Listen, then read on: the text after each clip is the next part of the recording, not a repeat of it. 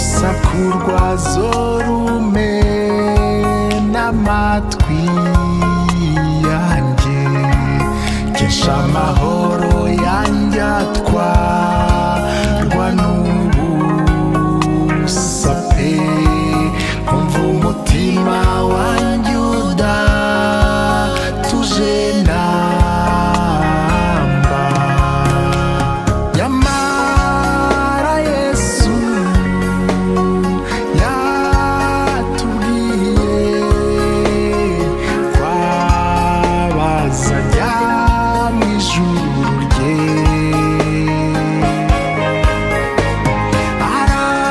arabameze nk'abana bato,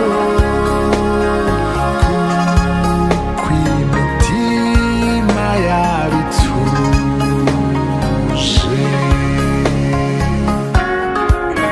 Ibitangaje kw'Imana yatoye Dawidi, imurutisha bene se bakomeye cyane.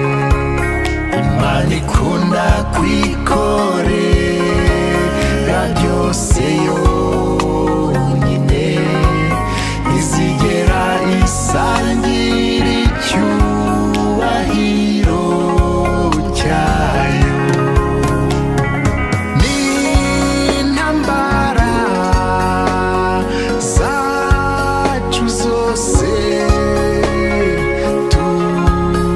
tuzirekere Umwami Yesu.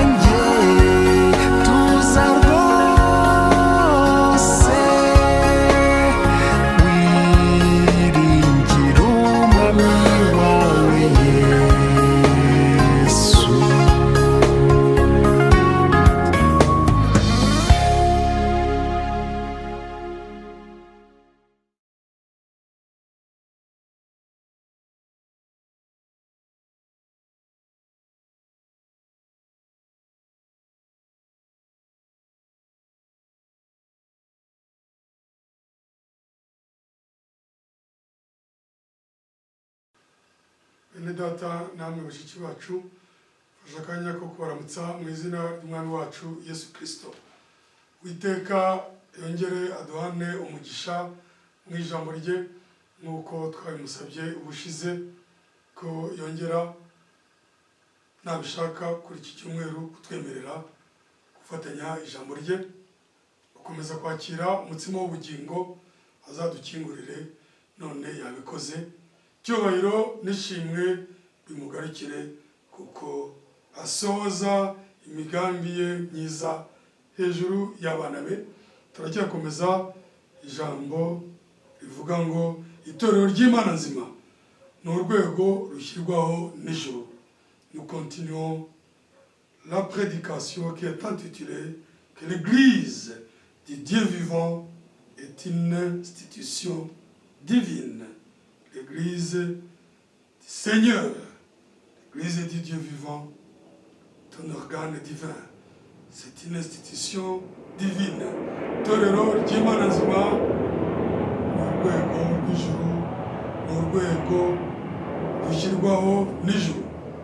Turasenga nanone kugira ngo umwami Imana hagarare hano amirize ijambo rye, aduhe umutsima yaduteguriye.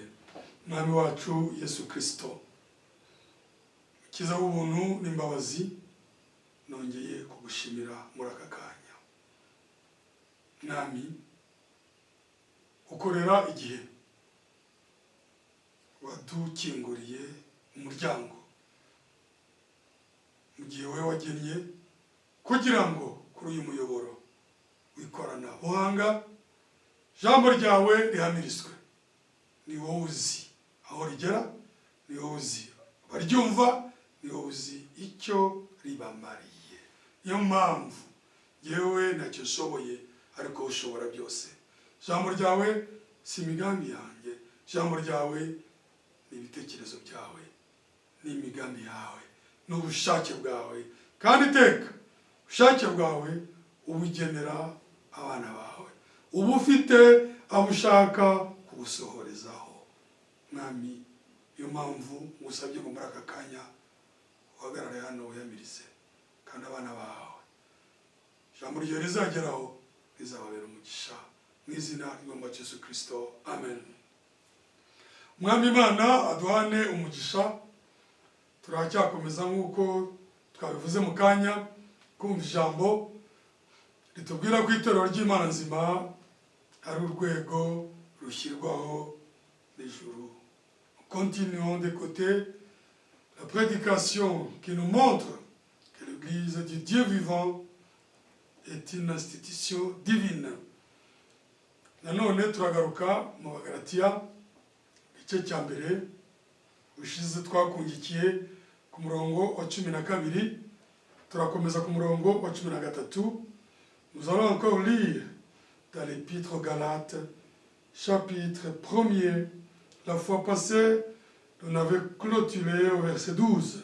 Nous allons maintenant commencer par le 13e verset. Abagalatiya kabiri guhera ku murongo wa 10 na Abagalatiya rimwe mbabarire guhera ku murongo wa 13. Mwumvise ingeso zanjye nari mfite kera ngikurikiza idini y'Abayuda, yuko nari nkabije kurenganya itorero ry'Imana no kuririmbura.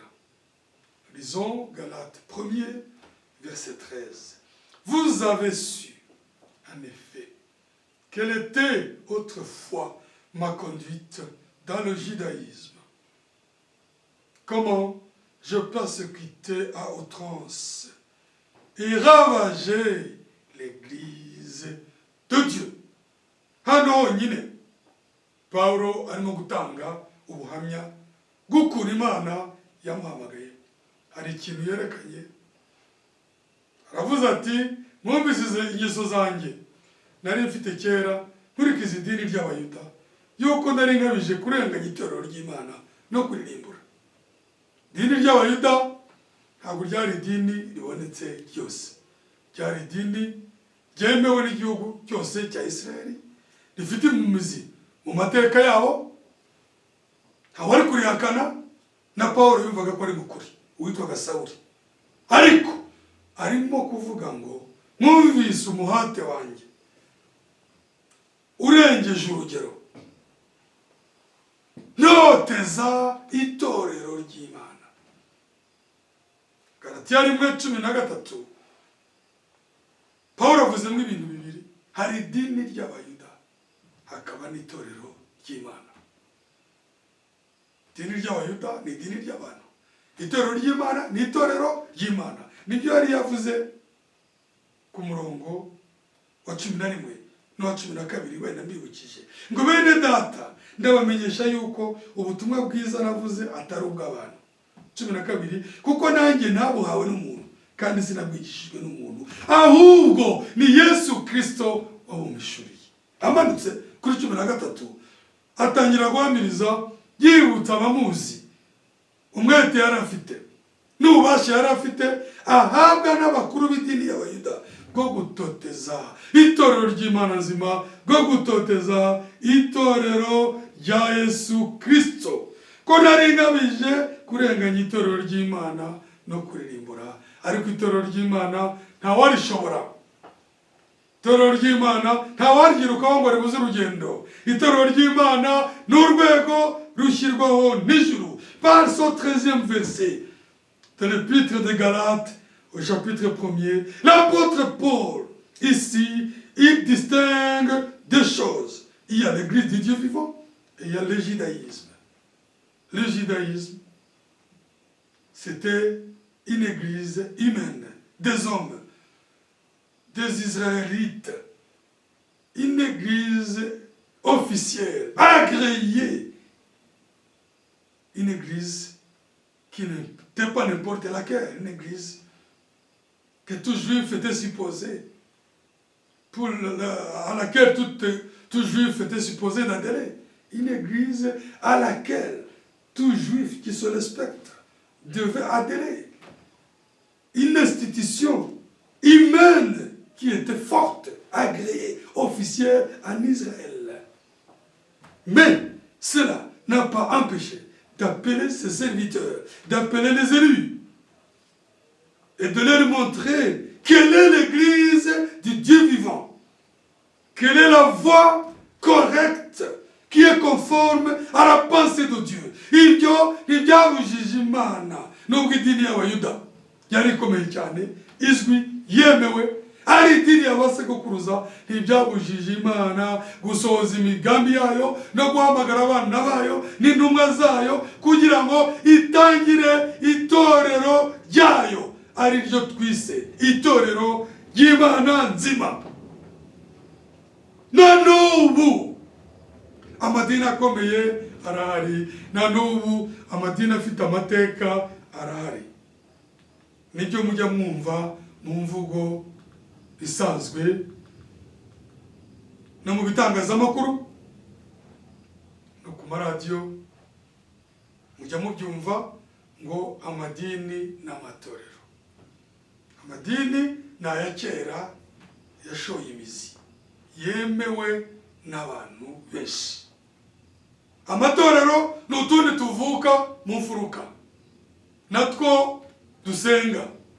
Ariko itorero ry'Imana nzima ntabwo ari ayo madini, si n'ayo matorero, riratandukanye. Kuko yaba amadini n'amatorero yose ashyirwaho n'abantu, akayoborwa n'abantu. Ariko itorero ry'Imana nzima, umugeni wa Yesu Kristo, ari rwo rwego rushyirwaho n'ijuru, ryo rishyirwaho n'Imana, rikayoborwa n'Umwuka Wera, rikayoborwa n'Imana.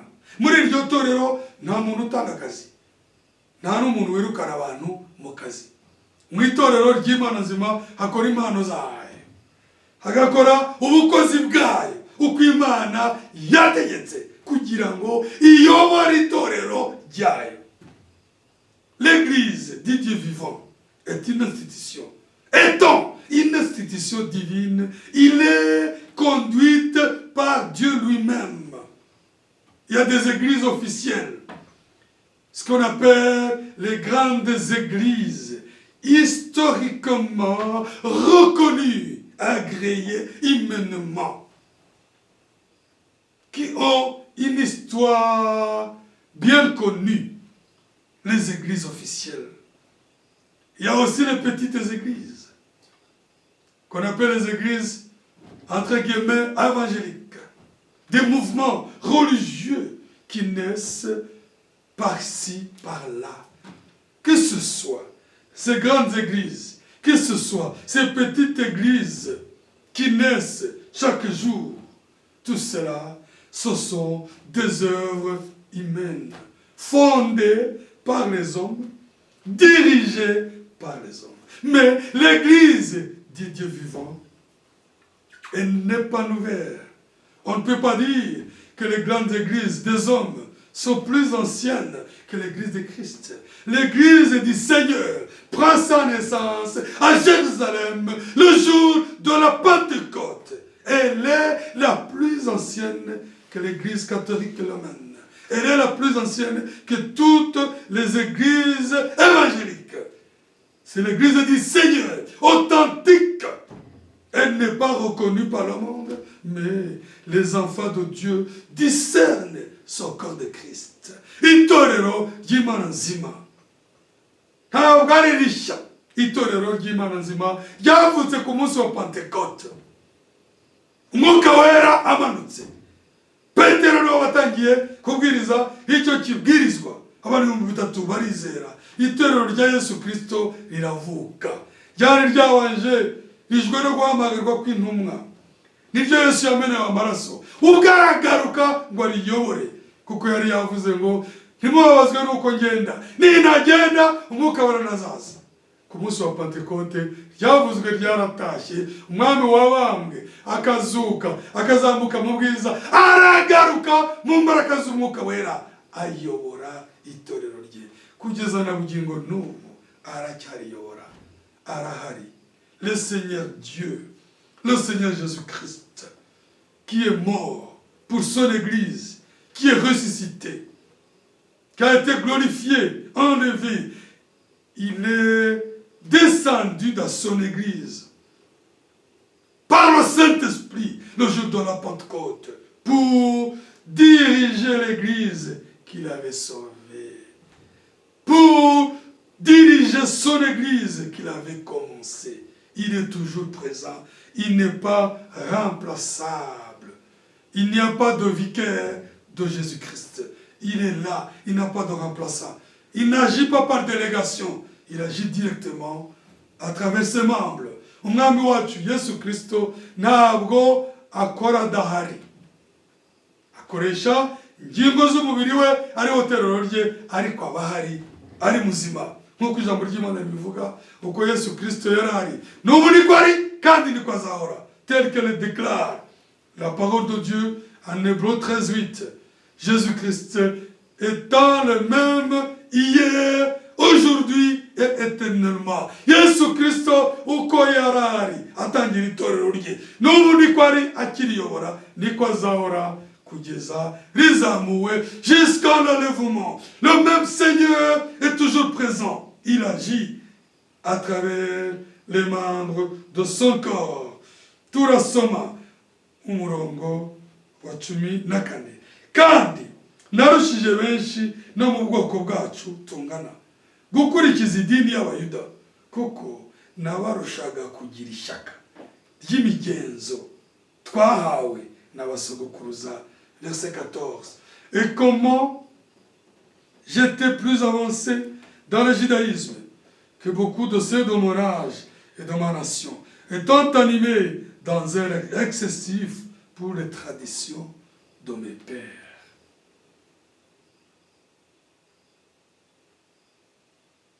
Niko bimeze iyo umuntu ari umunyedini arwanira ishyaka idini rye, akarwanira ishyaka imigenzo y'abasekuruza bamubyaye muri iryo dini. C'est comme cela.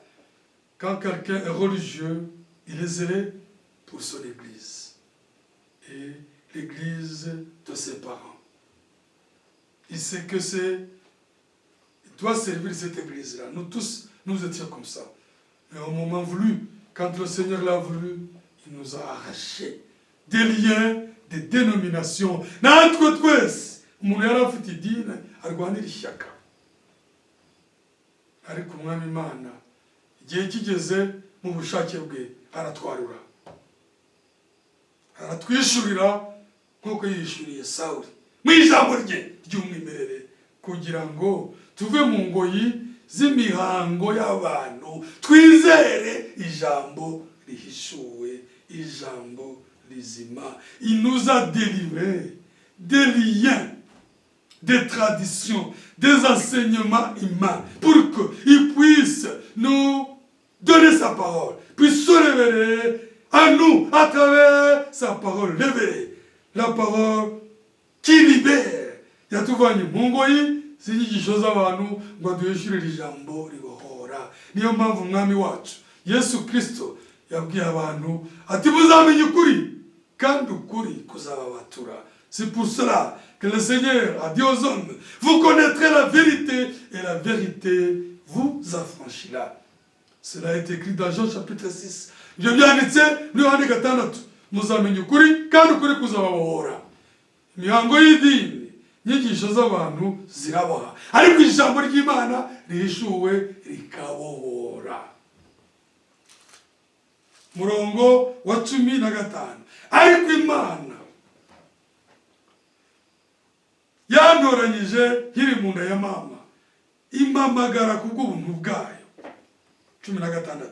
Kandi ubwo yashimaga kumpishurira umwana wayo ngo vuge ubutumwa bwe bwiza mu banyamahanga, sinahereye ko ngisha inama abafite inyama, abafite imibiri n'amaraso, cyangwa ngo nzamuke njye Yerusalemu gusanga bambanjirije kuba intumwa, ahubwo nagiye muri Arabiya, kandi mvuyeyo subira i Damasiko. 5 kugeza kwa 17. 15 kugeza kuri 17. Du verset 15 au verset 17. Mais lorsqu'il a plu à celui qui m'avait mis à part dès le sein de ma mère et qui m'a appelé par sa grâce. Abagize itorero ry'Imana nzima, sabana bari bo bose ni intore z'Imana.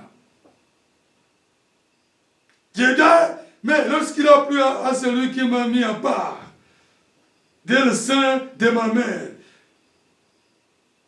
iri jambo rikomeye cyane. Murongo wa 15. Ariko Imana yantoraje nyine mu nda ya mama, impamagara ku bw'ubuntu bwayo.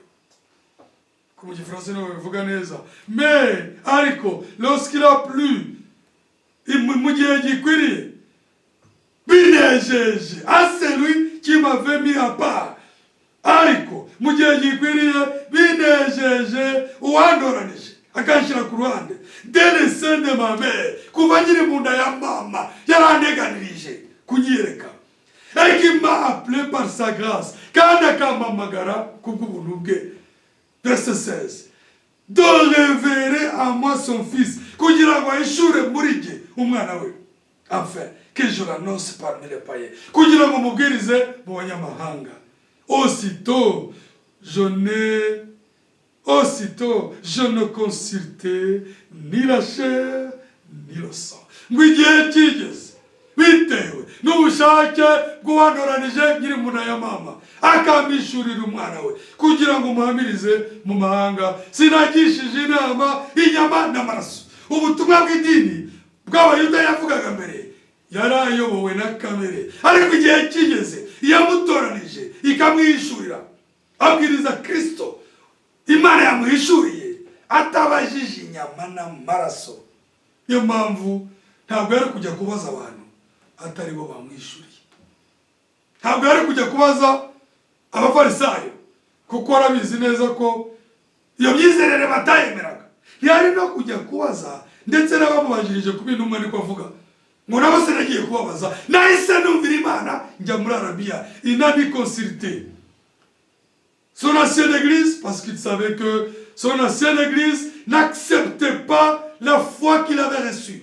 Mêmement, il n'a pas même consulté ceux qui avaient été appelés avant lui. Il a obéi à la voix de celui qui l'a envoyé en Arabie.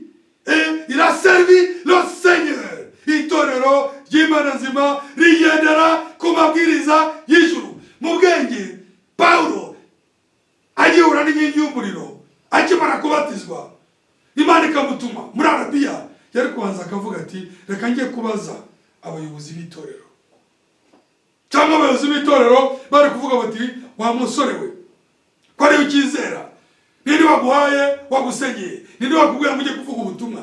Mu itorero ry'Imana nzima ntabwo abantu batumwa n'abandi, ntibabazwa n'abandi. Imana ikora mu buryo bw'umwimerere dans l'église du Dieu vivant.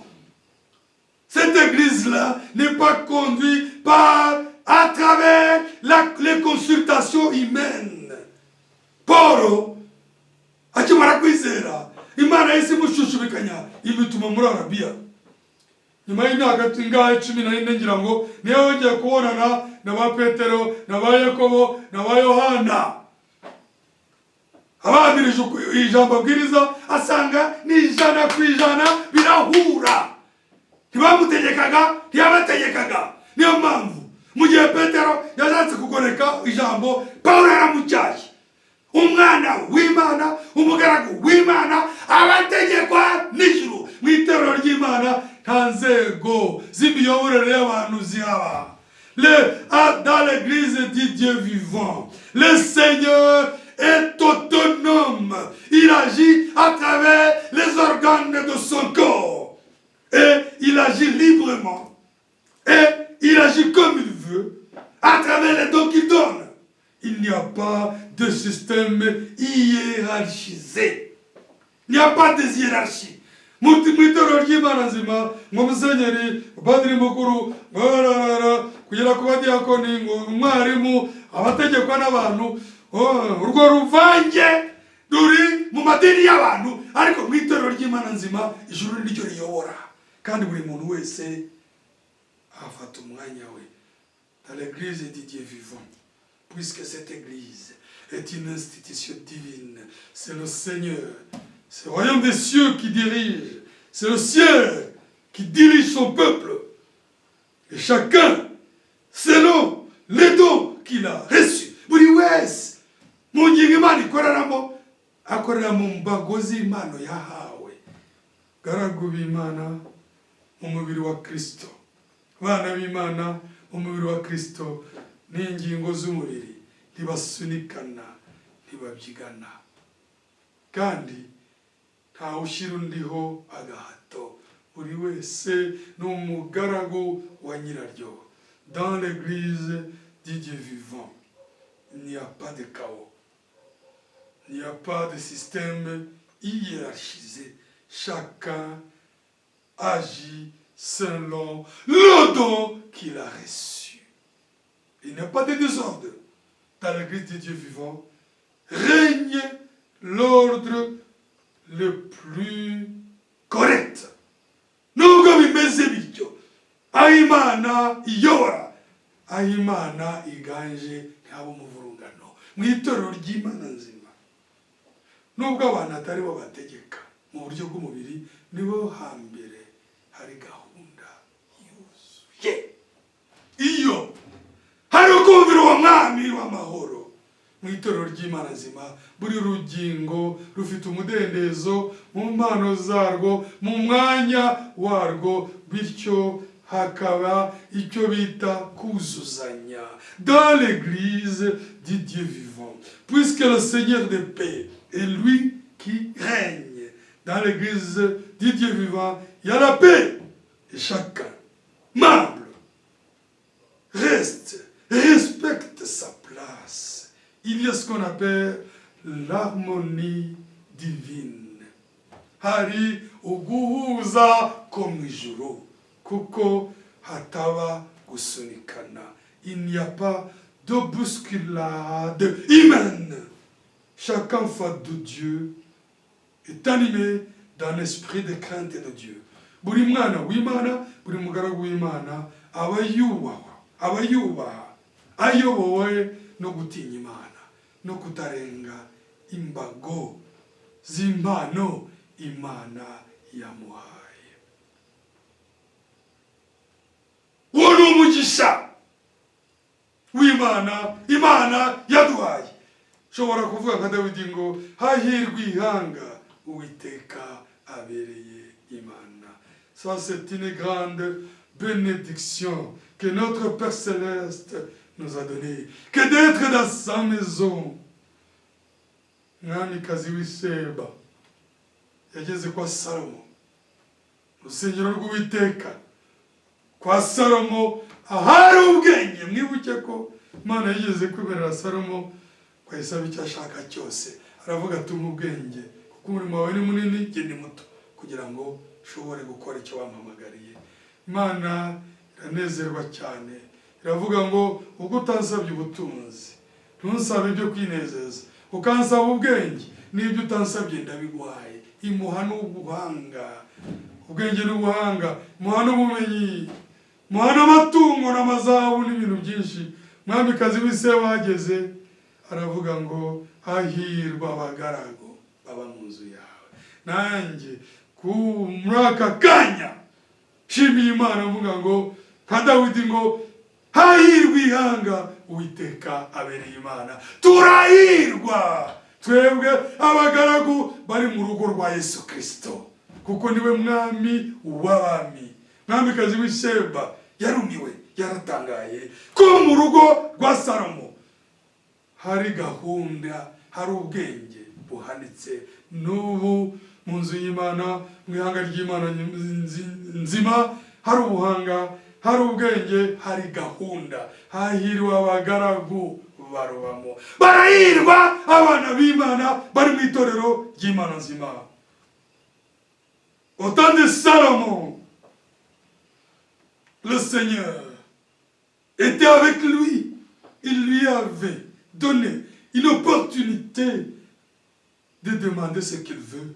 Et Salomon, animé par un bon esprit, conduit par Dieu, il a dit: moi je suis petit, ta maison est grande, ton œuvre est grandiose, moi je suis petit. Je ne peux pas diriger son peuple. Donne-moi la sagesse qui m'aidera à accomplir ta volonté. Cela a plu au Seigneur. Il a plu à Dieu. Et le Seigneur Dieu a dit: puisque tu ne m'as pas demandé des richesses, et que tu m'as demandé seulement l'esprit de sagesse pour me servir, je te donne même tout ce que tu ne m'as pas demandé.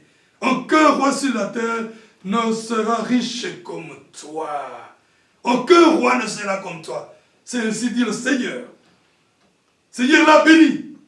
Et la reine de Sheba, qui était venue visiter, ayant entendu de loin la sagesse de Salomon. Umwamikazi w'Isheba yumvise ari kure ubwenge Imana yahaye Salomo, bituma ajya kumusura ajyanye amaturo menshi.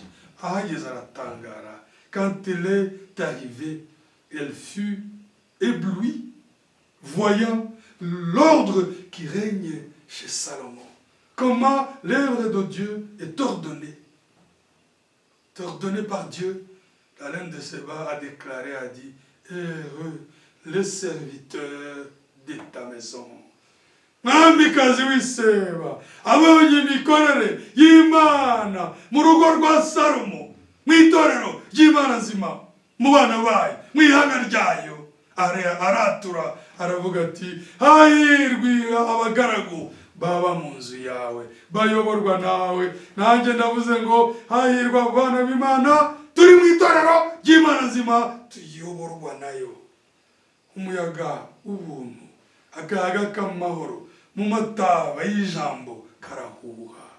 Le vent de la grâce de Dieu, les bises, la bénédiction dans les hauteurs spirituelles, mu mataba, là où le Seigneur se révèle à nous.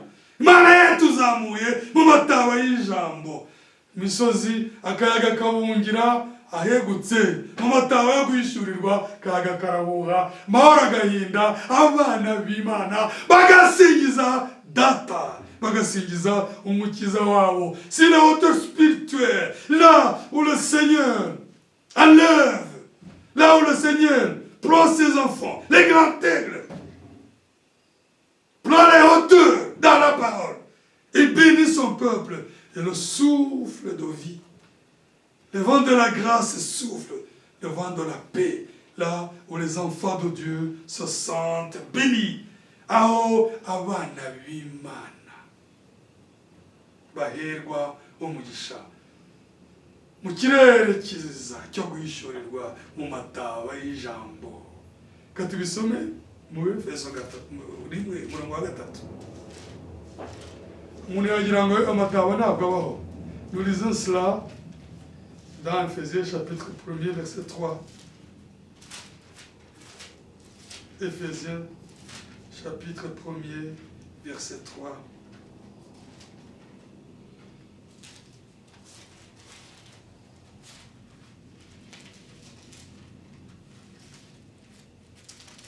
Il y a les hauteurs spirituelles. Imana y'umwami wacu Yesu Kristo ariyo na se ishimwe kuko yaduhereye muri Kristo imigisha yose y'umwuka yo mu ijuru. Ibi ntabwo bifututse neza ariko mu Gifaransa birumvikana. Béni soit le Dieu et Père de notre Seigneur Jésus-Christ. Imana ariyo data umwami wa Yesu Kristo ihimbazwe, qui nous a bénis de toute bénédiction spirituelle. Yaduhaye imigisha yose y'umwuka dans les lieux célestes en Christ. Iyiduhera ahantu ho mu ijuru muri Kristo. Les lieux célestes, le Seigneur prend sur les hauteurs ses enfants et les amène dans les lieux célestes. La position des saints dans le corps de Christ. Uruhagarariro rw'abana b'Imana mu mubiri wa Kristo bitandukanye no kwicara mu ntebe mu rusengero. Hari abo Imana izamurira abana bayo ikabaha umugisha.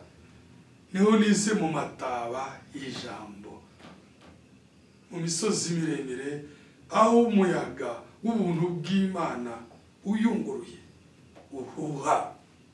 Aho ijambo rihishuwe n'ikime cy'ijuru biba. Hari imisozi ihoraho ikime, harimo n'umusozi wa Hermon. Turabasoma. Il y a les montagnes qui ne sont jamais, qui ne connaissent pas la sécheresse, toujours bénies. C'est l'une de ces montagnes, c'est l'église du Dieu vivant. C'est la montagne de Sion.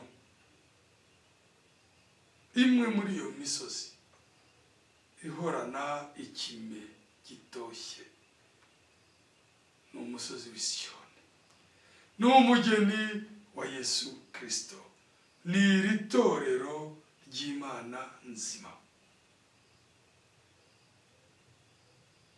Turahasoma Zaburi 133. Itorero ry'Imana nzima rifite umugisha wihariye. Psaume 133.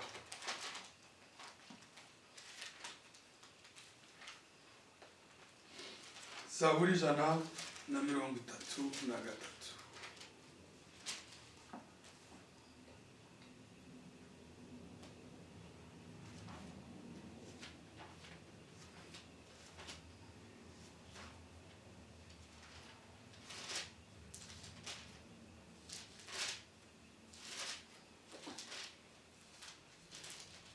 Dorere erega ni byiza n'iby'igikundiro kw'abavandimwe baturana bahuje. Voici, oh, qu'il est agréable, qu'il est doux pour des frères de demeurer ensemble. Ni byiza n'iby'igikundiro ko bene data abavandimwe bahorana, agaru guturana bahuje, demeurer ensemble, bahorana. Abana b'Imana haraho bahorana mu mubiri wa Kristo, demeurer. Barahari kandi barahahora. Ibyo guturana bahuje mélanger sinzi aho babivanye ntabwo ari guturana c'est demeurer turi hamwe mu mubiri wa Kristo mu nzu y'Imana. Nous sommes ensemble, nous demeurons ensemble dans les lieux célestes en Christ. Abana b'Imana bari muri ritoro ry'Imana nzima baririmo barihoramo bari ahantu ho mu ijuru baherwa umugisha bafatira amabwirizwa Imana iba umugisha. Les enfants de Dieu, les membres du corps de Christ, les chrétiens, ceux qui sont dans cette église du Dieu vivant bari muri ritoro ry'Imana nzima barahorana. Hari ahantu bahorana, demeurer ensemble, kugumana ahantu hamwe. Ntabwo ari mu rugo rwawe, ntabwo ari mu rugo rwa pasiteri, ntabwo ari mu rusengero, ni mu kirere cy'umwuka muri Yesu Kristo. Itorero ry'Imana nzima ni umubiri wa Kristo utagaragara. L'église du Dieu vivant, c'est le corps mystique de Christ. Abarigize hari aho bahora, ntabwo ari inzererezi, bafite ahantu bahora. Ils demeurent ensemble. Les membres de son corps ne sont pas des vagabonds, ils demeurent ensemble, ils sont stables, étant animés par le même esprit. Ils sont bénis dans les lieux célestes. Bahabwa umugisha ahantu ho mu ijuru mu buryo bw'umwuka. Ntabwo ari ku ntebe za plastique, ntabwo ari mu masengero yabo, ni mu kindi kirere. Umwami Imana asingizwe ahimbazwe watugiriye ubwo buntu. Que le Seigneur qui nous a fait cette grâce soit infiniment glorifié. Il nous a arraché de derrière les hommes, des enseignements humains. Il nous a placés dans son église et nous y demeurons. Qu'il est doux, qu'il est agréable pour des frères de demeurer ensemble. Ni byiza, ni byigikonero ko bene data bagumana hamwe, demeurer ensemble. Alléluia, verset 2. C'est comme l'huile précieuse qui est répandue sur la tête, descend sur la barbe d'Aaron, qui descend sur le bord de ses vêtements. Bimeze nk'amavuta y'igiciro cyinshi yasutswe ku mutwe agatembera ku bwanwa mu bwanwa bwa Aroni, agatembera ku musozo w'imyenda ye. Bibutsa ko Aroni niwe wari umutambyi mukuru washushanyaga Kristo. Mu Kristo bivuga wasizwe. Aho hantu abana b'Imana baba ni mu mubiri wa Kristo. Bagenze gute? Uko Kristo ari wasizwe, nabo bagomba kubatizwa mu mwuka, bakavuka bwa kabiri, bagaterekwa mu mubiri wa Kristo. Buri muntu wese mu mwanya we. Hakaba hari gahunda kuko ntabwo ari imyuka ibiri cyangwa itatu. Bangweshejwe umwuka umwe. Ibyo biri mu Bakorino ba kabiri, mu Bakorino ba mbere, igice cya 12. Turagaruka hano tutarasoza, ariko tujye mu Bakorino ba mbere, igice cya 12, umurongo wa 13.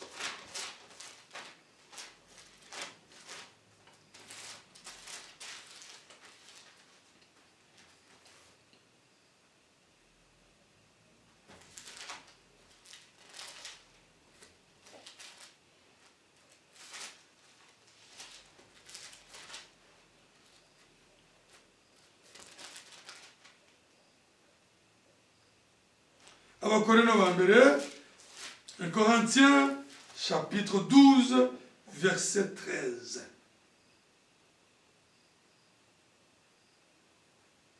Nous avons tous en effet été baptisés dans un seul esprit. Mu by'ukuri twese twabatijwe mu mwuka umwe, pour former un seul corps, soit juif, soit grec, soit esclave, soit libre, et nous avons tous été abreuvés dans un seul esprit. Yaba umuyuda, yaba umugiriki, yaba imbata, yaba umudendezo, abana b'Imana twese mweshejwe umwuka umwe, tubatirizwa kuba mu mubiri umwe. N'aya mavuta Dawidi ahanura, amavuta yamanutse ku mutwe, yagiye ku mubiri wose, agera no hasi ku musozo w'umwenda. Nta rugingo na rumwe rw'umubiri wa Kristo rutabatijwe mu mwuka wera. Tous tous les membres du corps de Christ ont été baptisés dans le Saint-Esprit. Ils ont été abreuvés par le même esprit et chaque membre a occupé sa place. Ibyo nibyo bituma itorero ry'Imana riba urwego rushyizweho n'ijuru. Umuvugabutumwa, umupasiteri w'umuntu arakubatiza mu mazi menshi, akakubatiza niba yaramenye ukuri, akakubatiza mu izina ry'umwami wacu Yesu Kristo. Ariko si we ugushyira mu mubiri wa Kristo, si we ukubatiza mu mwuka. Ijambo riravuze ngo twese hamwe twabatijwe mu mwuka umwe, tunyweshejwe mu mwuka umwe, kugira ngo twinjire mu mubiri wa Kristo. Hari ibyo umuntu akora, hari ibikorwa n'Imana. Niba koko ugiye muri ayo mazi wizeye ijambo warishuriwe, Imana ikubyara ubwa kabiri mu mwuka, ikaguha umwanya mu itorero ryayo, mu rwego rwayo yishyizeho. Kubera ko abantu bubaka urusengero bagashyiramo intebe bakakira abantu, ariko umubiri wa Kristo wubakwa n'Imana. Niyo mpamvu kuba uririmo n'ibanga ryawe. Icyampa abanyumva mwese mugasobanukirwa iri tandukaniro. Itorero y'abantu, amadini y'abantu yubakwa n'abantu, kayoborwa n'abantu, nabyo si bibi kuko ni ibikorwa bigaragara inyuma ko ari byiza, ariko ibyo bihabanye na gahunda y'ijuru. Imana niyo ibyara abana bayo, Imana niyo ituma abagaragu bayo, niyo ibayobora, niyo ibaha impano. N'umwana w'Imana wese agomba kubyarwa n'umwuka kugira ngo abe afite umwanya mu mubiri wa Kristo. Icyo gihe rero si abantu bategeka, ni Imana itegeka, ni Imana iyobora. Murongo wa gatatu, c'est comme la rosée de l'Hermon qui descend sur les montagnes de Sion, car c'est là que l'Éternel envoie la bénédiction, la vie pour l'éternité. Murongo wa gatatu wa Zaburi 133. Kandi bimeze nk'ikime cyo kuri Herumoni kimanukira ku misozi y'i Siyoni, kuko aho ariho Uwiteka yategekeye umugisha, ariho ubugingo bw'iteka ryose. Umusozi w'Imana w'i Siyoni, umusozi wa Herumoni hora itoshye w'ikime. Narahageze narabubonye mu Isirayeli, hari imisozi hora itoshye, hora urubura. Aha Dawidi aragereranya no mu buryo bw'umwuka, umusozi wa Siyoni uhora uhehereye. Alléluia. Ici le prophète David compare la rosée de l'Hermon à la montagne de Sion qui est toujours bénie, sur laquelle se trouve toujours la bénédiction qui est la vie éternelle. Itorero ry'Imana nzima ni umusozi wayo uhora utoshye. L'église du Dieu vivant, c'est sa montagne, c'est la montagne de Sion qui est toujours bénie, sur laquelle se trouve toujours la rosée divine, ikime cy'ijuru cy'umugisha. Abana b'Imana bagera bagahemburwa, baguye isari kubw'ubutayu bw'isi. Iyo umwami aduteretse kuri uwo musozi turahembuka. Si umusozi w'abantu, ni umusozi w'Imana. Aya mavuta agera no ku misozo y'umutambyi, niwo mugabane w'abana b'Imana. Kubisobanura ntabwo byoroshye, ariko Imana uwihamagaye ntiyamuhisha umusozi wayo, ntiyamuhisha ahari ikime cy'umugisha, ntiyamuhisha ijambo ry'ubugingo. C'est très difficile humainement de bien expliquer cette église du Dieu vivant. C'est un corps mystique, c'est une montagne de Dieu toujours bénie. C'est l'œuvre du ciel, n'umurimo w'ijuru. Niyo mpamvu umubyeyi atajyanayo umwana we, cyangwa umwana yajyanayo umubyeyi we, cyangwa umuntu ajyanayo abavandimwe be. Ni Imana ubwayo ihamagara intore zayo personne ne peut prendre ni son père, ni sa mère, ni ses frères, ni ses sœurs, ni ses amis, et les emmener à cette montagne, et leur donner une place dans l'église de Dieu. Ntabwo ushobora gufata abavandimwe bawe uvuge ngo iyi ni idini ngo y'umuryango wacu. Ntabwo bishoboka. Ntushobora guha umwanya bene wanyu mu itorero ry'Imana cyangwa abana bawe cyangwa ababyeyi bawe. Jamais, jamais. Tu ne peux pas. Tu n'en as pas le droit ni la capacité. Tu ne peux pas donner une place. Hein? Donner à tes frères, à tes soeurs, à tes amis une place dans l'église du Dieu vivant. Impossible. L'église du Dieu vivant est dirigée par le Seigneur lui-même. C'est lui qui donne à chacun de ses enfants sa juste place. Niwe uha buri wese mu bana we umwanya wamugenewe bakiberaho mu rugo rwawe. Uwiteka aduhane umugisha. Que le Seigneur nous bénisse ensemble. C'est très merveilleux d'avoir été appelé par lui. Ni y'igiciro cyinshi kuba warahamagawe nawe kakuvana inyuma y'abantu akagutereka mu rugo rwe wayobora.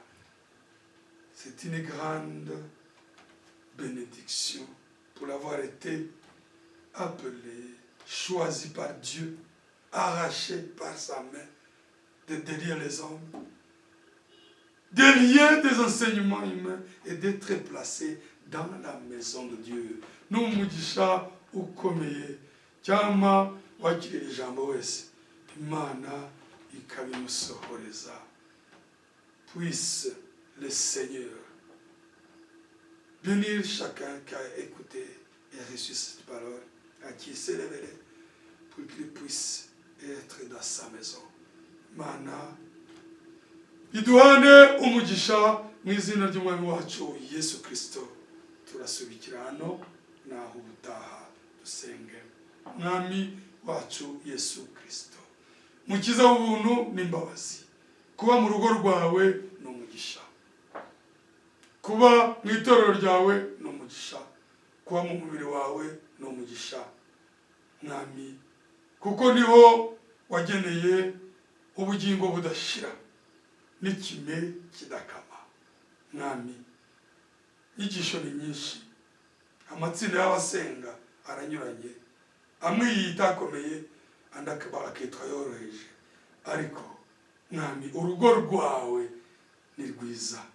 Mana ya Salomo, Mana y'intumwa n'abahanuzi, na n'ubu uracyafite ihanga ryawe. Tugushimiye kuri bamo, wiyereka abana bawe bagihuzagurika, bamenye urugo rwawe, bakumenye mu ijambo ryawe, bamenye itorero ryawe, kuko nk'uko abasenga bafite ibice binyuranye bishyirwaho n'abantu bakabitegeka, ni nako nawe washyizeho itorero ryawe, uraribyara kandi ni wowe uriyobora. Ntuzabura rero kwiyereka abana bawe. Ushimwe kandi umugisha jambo utugaburiye. Nubyemera mwami, uzongera udukingurire, uduhagaye ko kubana nawe mu ijambo ryawe. Nkaba ngushimiye mu izina ry'umwami wacu Yesu Kristo. Amen. Uwiteka aduhane umugisha naho ubutaha. Amen.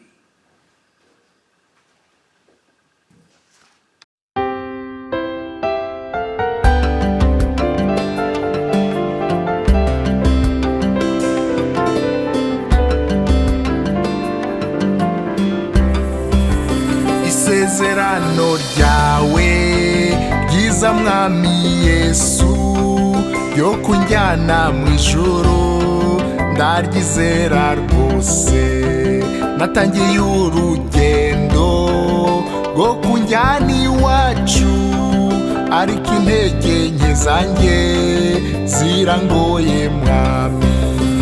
Tebuka Yesu tebuka, tabara umwana wawe, nkiza abanzi banjye, ni wowe mpungiyeho.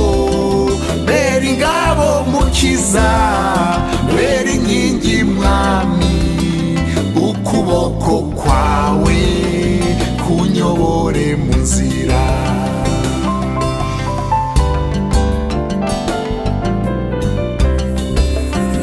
umwanzi yagenjeje umutima wanjye, yakubise ubugingo bwanjye abutsinda hasi, yantuje mu mwijima nk'abapfuye kera, maze umwuka wanjye ugwira isari muri jye.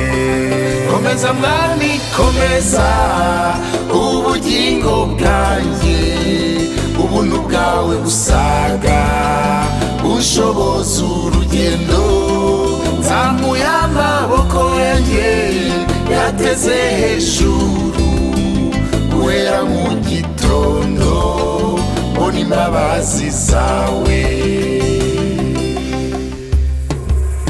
Ntawaburana n'Imana ngo ayitsinde na gato, ndetse n'abamarayika ntibera imbere yayo. Ariko umwana w'Imana Yesu Kristo akuzwe, yaratwejeje rwose atugira abera. Nishimwe rikomeye niyo ngabo yacu, ibirego bya Satani nta bubasha bigifite. Uwayo ntabwo azigera atsindwa urubanza, iyo ari mu kiganza cy'umucunguzi Yesu.